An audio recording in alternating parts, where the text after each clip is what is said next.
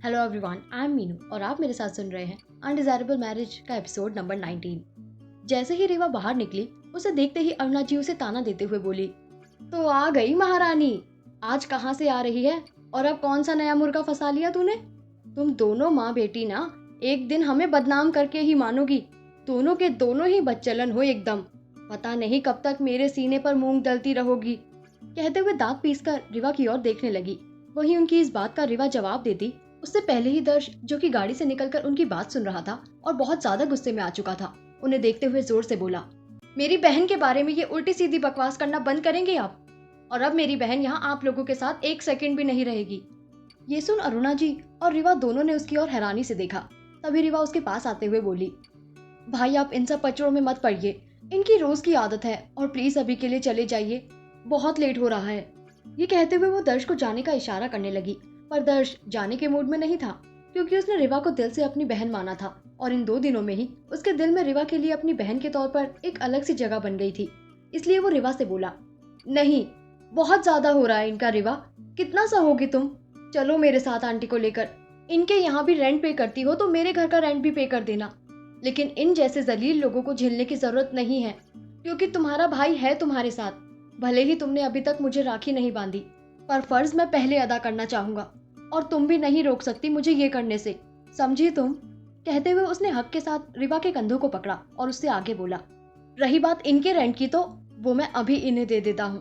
तुम मुझे किश्तों में चुका देना जैसे ही तुम्हारी सैलरी आएगी, क्योंकि मैं जानता हूँ तुम कितने सेल्फ रिस्पेक्टेड इंसान हो।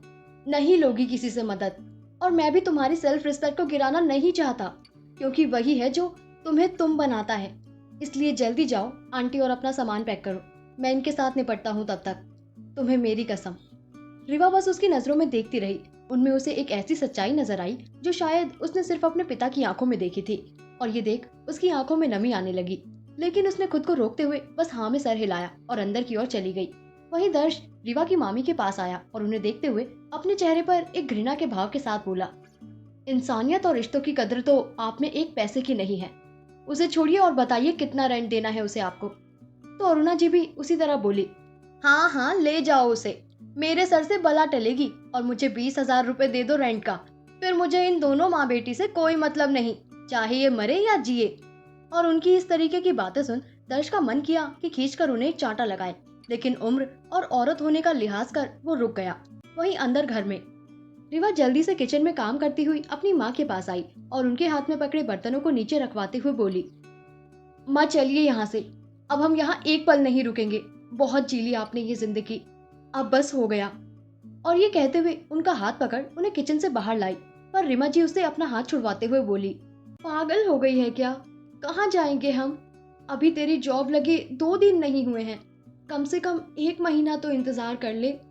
जानती हूँ ये जिंदगी नहीं जीनी तुझे और ना ही तू इसकी हकदार है, लेकिन बेटा अभी हम दोनों मजबूर हैं, समझ बात को। और ये कहते हुए वो उसके चेहरे को थाम उसके गालों को प्यार से सहलाने लगी। तभी रिवा उन्हें बताते हुए बोली, माँ सारी मजबूरी अब खत्म हुई। मेरे खाटू श्याम जी ने किसी को भेज दिया है हमारी मदद के लिए। और ये कहते हुए उसने अपनी माँ को दर्श से मिलने से लेकर उसे भाई बनाने और अभी हुए हर वाक्य को बखूबी बता दिया। फिर बोली, दर्श भाई बहुत अच्छे हैं माँ, अब हमें यहाँ नहीं रहना पड़ेगा और आपको ये नौकरों की तरह काम नहीं करना पड़ेगा। चलिए, उन्होंने मेरे स्वाभिमान का भी ध्यान रखा अपने फर्ज के साथ साथ। लेकिन इस पर रिमा जी उससे बोली, एक अजनबी पर जो तुझे बस 2 दिन पहले मिला है तू कैसे भरोसा कर सकती है और इस जगह को कैसे छोड़ सकती है? अभी कम से कम ऐसी छत तो है ना सर पर जहाँ भले ही जिल्लत मिले लेकिन आबरू सुरक्षित है। उनकी बात सुन रिवा तंज लहजे में बोली, माँ ये अजनबी इन अपनों से तो बहुत अच्छा है जिन्होंने मुश्किल वक्त में मुंह मोड़ लिया। एक बार भरोसा करो अपनी इस बेटी पर प्लीज, और चलो यहाँ से, आपको मेरी कसम। और आखिर में कसम देने की वजह से वो आगे कुछ नहीं कह पाई और उसके साथ अपना सामान लेने चली गई। लेकिन उनके मन में डर अभी भी कहीं ना कहीं कायम था। वहीं इधर घर से बाहर अरुणा जी को जैसे ही दर्श ने पैसे दिए, वो तो उनके मुंह में बावली होकर अंदर की ओर बढ़ गई, बिना दर्श पर या रिवा और रिमा जी पर ध्यान दिए। लेकिन वहीं दर्श ने सीधा वंश को फोन लगाया और उससे बोला, भाई अभी यहाँ जो हुआ उसके बाद मैं रिवा और उसकी मॉम को अभी ही अपने घर लेकर जा रहा हूँ। प्लीज तू डैड से बात कर ले उनके लिए, और मैं तुझे बाकी सारी डिटेल्स कल आकर देता हूँ ऑफिस में। और ये कहते हुए उसने बिना वंश की बात सुने फोन काट दिया। कुछ ही देर में रिमा जी के साथ बाहर आई तो उन्हें देखकर दर्श की आंखें हैरानी से बड़ी हो गई और वो खुद में बोला, हे भगवान, रिमा आंटी, ये है रिमा की मॉम। और ये कहते कहते उसकी आंखों में नमी और होठों पर मुस्कुराहट आ गई। आखिर क्यों चौंक गया दर्श रिमा जी को देखकर? जानने के लिए सुनते रहिए कहानी के आने वाले एपिसोड्स। Thank you.